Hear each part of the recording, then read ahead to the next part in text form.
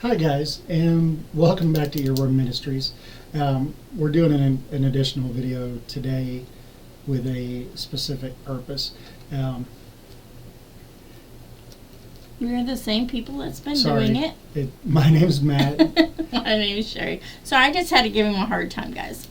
We're basically doing an anniversary video is what we're calling it, because it's going to be called 1 year ago today. It was a year ago today that I had my open heart surgery, and I am blessed every day to still be here. And what we're doing today is just Sherry's got something that she's going to read off that she wrote. I wrote it this morning, and I will cry, and I'm going to cry like a baby because I remember this day very well a year ago. So I do have a song picked out, but I'm going to let him tell you that song after I'm done. And yes, I do have to wear my glasses for this episode because I can't see worth a darn without them. But I'm already starting to tear up because I already know it's coming. And like I said, I named it 1 year ago today. Sorry, it's on my phone. And my phone has a mind of its own. And I said, 1 year ago today, our lives were changed forever. 1 year ago today, you were lucky to be alive. 1 year ago today, I woke up at 5 in the morning to nurses everywhere. 1 year ago today, I watched them wheel you away to prepare you for surgery. 1 year ago today, we held hands and prayed together.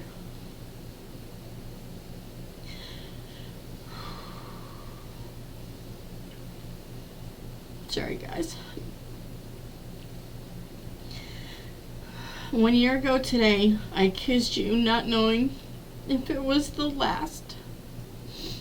1 year ago today, they wheeled you through those doors. 1 year ago today, they stopped your heart to fix it.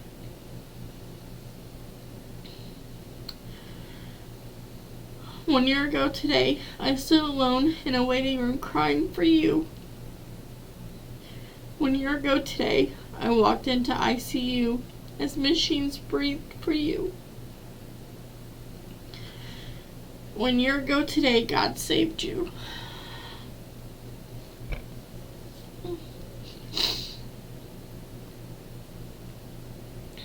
One year ago today, I was grateful to have you, my husband, back. You have scars that have healed, but they are a reminder of where we once were and where God has placed us now. I mean, I could have wrote so much more, but just looking back on that week up to this day,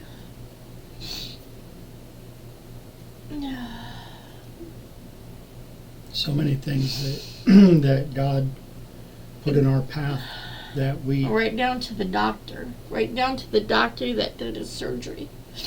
that God's timing is just Because had it been, sooner than it was, we would have had a doctor that, I don't know, maybe not had been as good as the one he ended up with. Because the doctor that he ended up with was one of the top heart surgeons in America. And we're so grateful. I'm going to tell you, sitting there in that waiting room, almost 5 hours, not knowing what was going to happen in there. Knowing that they were going to have to stop his heart to fix it. And he had 4 blockages. 200%, a 90, and a 70. When he got there that week, his heart was not even beating at 30%. So to say that God saved him for a purpose is beyond measure.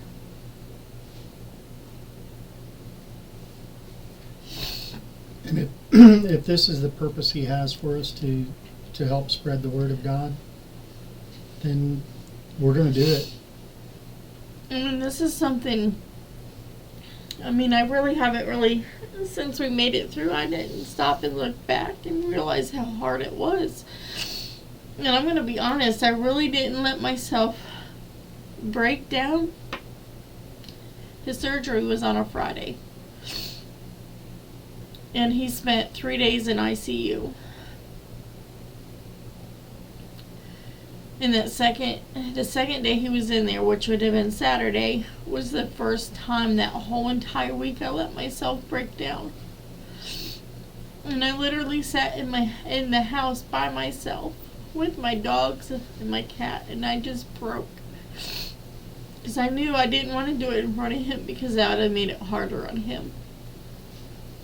But that was the first time I let myself break down. Because I felt like I had to be strong, because I knew what he was going through was going to already be hard enough, but then to sit there and watch me sob would have just made it that much harder. But sometimes it takes things like this to open your eyes to see that we need God in our life. And if you haven't yet, don't wait for something like this, and don't wait till it's too late. Because once it's too late and if you haven't accepted God when it's your time to go, you know, I just want everyone to just see how good he is and what things he can do. I didn't care if my husband came out with an arm missing. I didn't care, as long as he was coming out to me, you know. And I'm not gonna lie, the doctor prepared me the day before, right before they were taking him to surgery, that he's gonna be on life support when I see him for the first time. And I'm going to tell you all right now, if you've never seen your loved one on life support, it's not something you want to see. And I was grateful at that time my son was there with me, because I don't know if I could have walked into that room.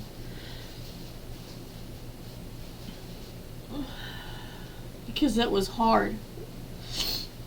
Knowing that if that machine was not on, that my husband would have been dead, because his heart wasn't beating on its own. And God, this is as real as it's going to get. I mean, don't wait until your loved one is sitting on their deathbed to say, I really need God in my life, because you need him now. You know, you need to live for him now, not, 2 minutes before you're ready to say goodbye to the world. Because I'm telling you, that was my coming to Jesus moment, when I saw my husband not being able to breathe on his own. And that nurse looked at me and she said, you need to talk to him, because he's trying to pull the tube out. And so I had to go over there, as hard as it was, and I had to talk to him, and I had to get him to look at me in the eyes. And I had to say, babe, I'm like, baby, I'm here. Matt, I'm here. And I had to keep repeating it, because he was in and out. And finally he made eye contact with me. And I know he doesn't remember this, because he was, he just came out of surgery. He's not going to remember this. But as soon as he made eye contact with me, and I explained, I'm like, that's breathing for you. You can't pull it out, And the nurse said, you're going to have to stay up there, and if he wakes up, you're just going to have to talk to him. And I did that. But I'm going to tell you what, that was hard. That was the hardest thing I ever had to go through. And if you've seen our other videos, you know some of the stuff that we've gone through since then.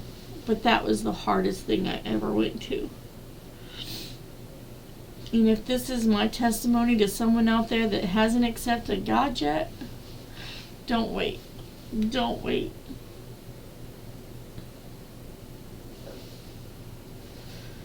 All I can say is God helped me through that.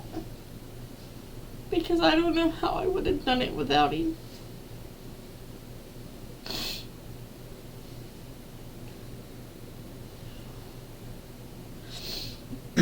So guys, just take it for what you can.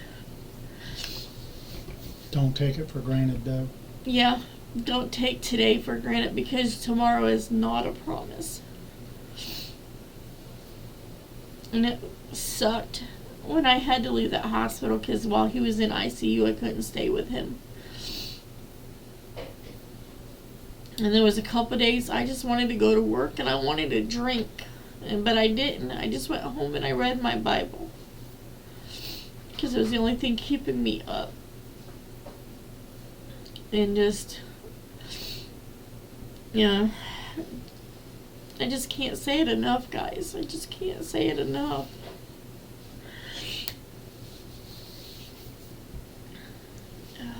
So, that's the 1 year. Today. That's where this came from. And I wrote this last night at 11:55, and I refused to read it to him until it hit the 28th. Because today is the day that the hardest part of all this started. I mean, knowing the facts of what happened and what was needed to happen is one thing, but to go through it, knowing and doing. Knowing that your husband's in there and he's gonna have his chest sawed in half, and they're gonna stop his heart, and wondering if they're gonna be able to get it started again because it's so damaged. That's scary. That is. All I can say is I'm grateful to God for giving him back, because he didn't have to. Yeah. So. So the song that I picked out is Resurrection Power by Chris Tomlin. Because God does have all the power. Yep. In the very first line in there, you called me out of the grave by my name.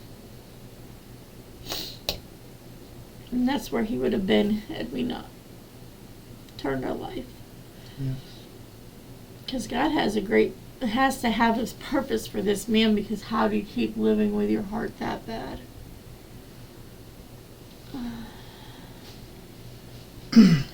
But should you go get your 1 year anniversary present that's playing out there?